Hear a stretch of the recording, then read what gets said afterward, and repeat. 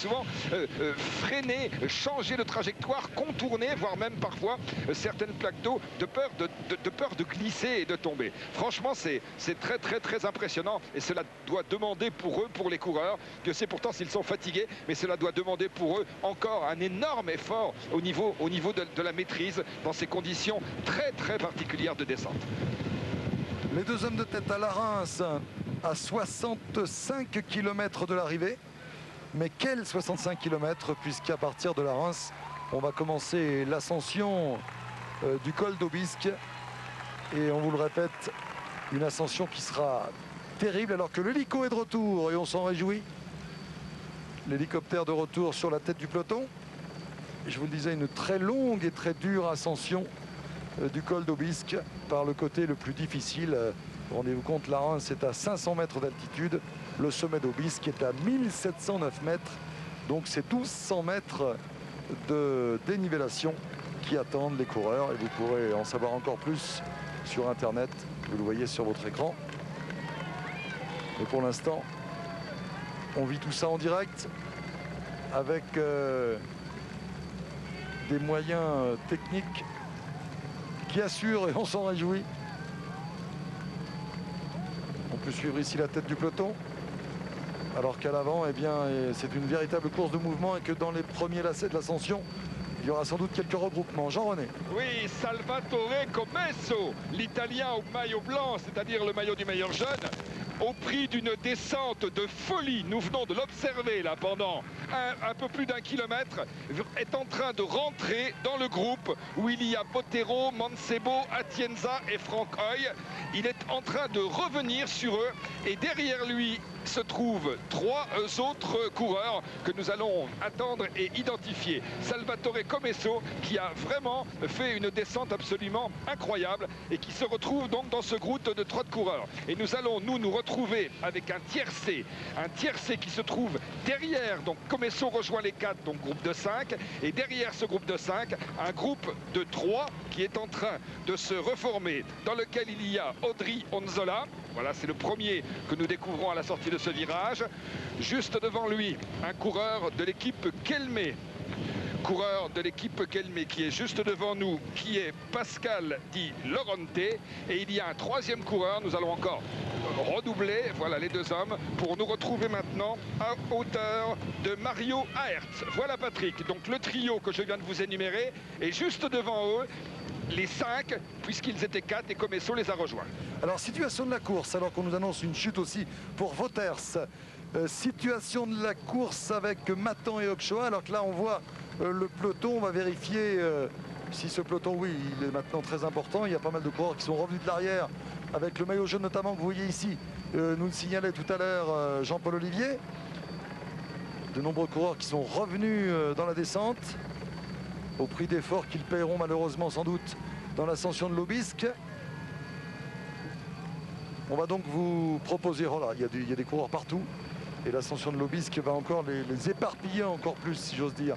Deux hommes en tête, donc Matan et Ochoa. Derrière, il ne faut pas oublier Durand, Sandstad également. Et puis un petit peu plus loin, on trouve un groupe de 5 hommes avec Hoy, Atienza, Bottero, Mancebo et Commesso.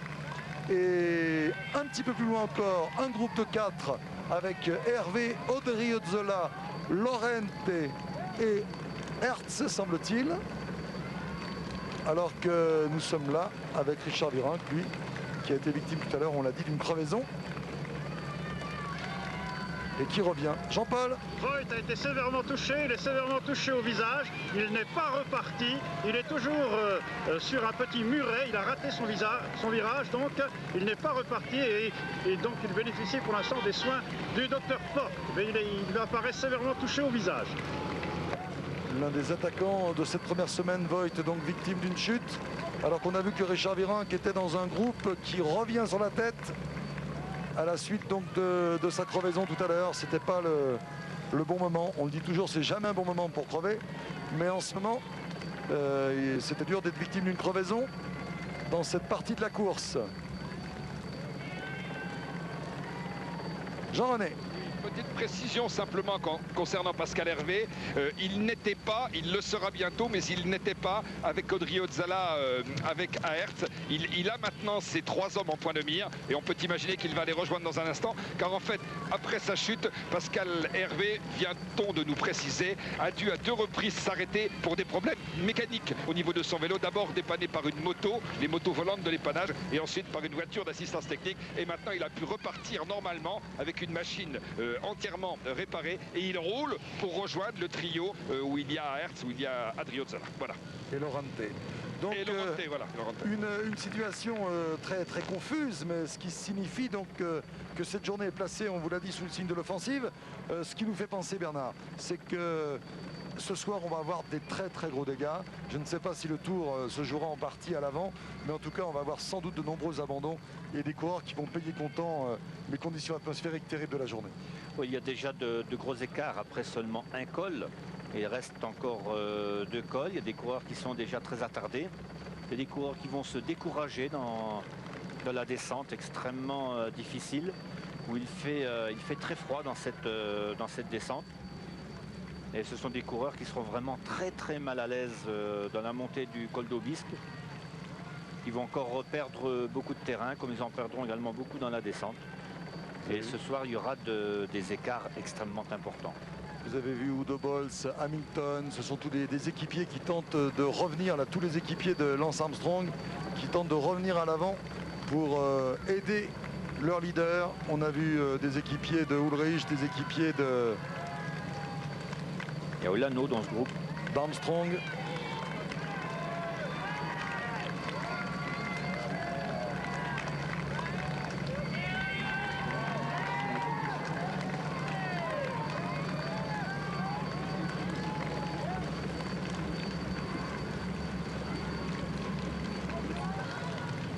Voilà toujours les télécoms qui remontent là pour reprendre en main ce peloton qui s'était un peu éparpillé. Jean-René ? Un nouveau groupe de 4 coureurs vient de se constituer. 4 coureurs qui sont sortis du peloton. Il y a là l'Américain George Hincapie, le coéquipier de Lance Armstrong.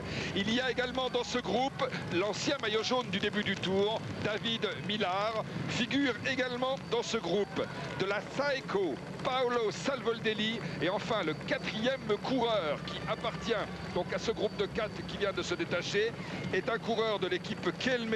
Il s'agit de l'Espagnol Antonio Tauler. Voilà 4 coureurs, nouveau groupe de 4 donc, qui est sorti du peloton. Je me retourne, on peut considérer qu'ils ont environ 250 mètres, 300 mètres, mais l'écart est en train de grandir par rapport à la tête du peloton. Alors on va essayer de faire une situation de la course. Course très confuse, je le disais, très offensive, avec 2 hommes en tête, Matan et Ochoa. Derrière, un petit peu plus loin, on va retrouver Durand, Sandstad. Un petit peu plus loin encore, un groupe composé de Hoy, Atienza, Potero, Mancebo. Comesso aussi qui les a rejoints, ils sont donc 5, alors que les 2 hommes ont entamé l'ascension, vous le voyez, de l'Aubisque. Un petit peu plus loin, Odriozola, Lorente et Hertz. Un peu plus loin, Hervé qui a été retardé par une chute. Et ensuite, encore un petit peu plus loin, Hincapie, Millar, Savoldelli, Tauler. Et là, c'est la tête du peloton avec les équipiers de Jan Ullrich qui ont décidé de durcir la course. On va assister à la grande bagarre promise avec, vous l'avez vu, des équipiers de grands leaders comme Savoldelli, comme Hincapie qui sont partis à l'avant pour préparer le terrain pour des grandes offensives. On va assister à la grande explication qui était promise aujourd'hui. On ne pensait pas que l'explication allait être aussi rapide déjà après la descente du col de Marie-Blanc, qui a déjà des coureurs qui espéraient finir dans les 10 premiers du Tour. Ils sauront qu'ils n'y seront plus. Il y a aussi peut-être des leaders qui vont perdre des coureurs. Ce sera important pour la fin du Tour. Dès le premier col, la première étape de montagne, il y a déjà beaucoup de dégâts. Et pour l'instant, nous n'avons passé qu'un col. Nous n'avons passé que le col de Marie-Blanc qui culmine à 1000 mètres, 1035 mètres exactement. Il reste encore une montée à 1709 au col d'Aubisque et la fameuse montée d'Otakam. Alors là, on se retrouve avec le groupe emmené par Comesso, avec Mancebo, avec Botero, avec Atienza, avec Hoy. Voilà Comesso, le maillot blanc. Jean-René. Oui Patrick, la route à l'envers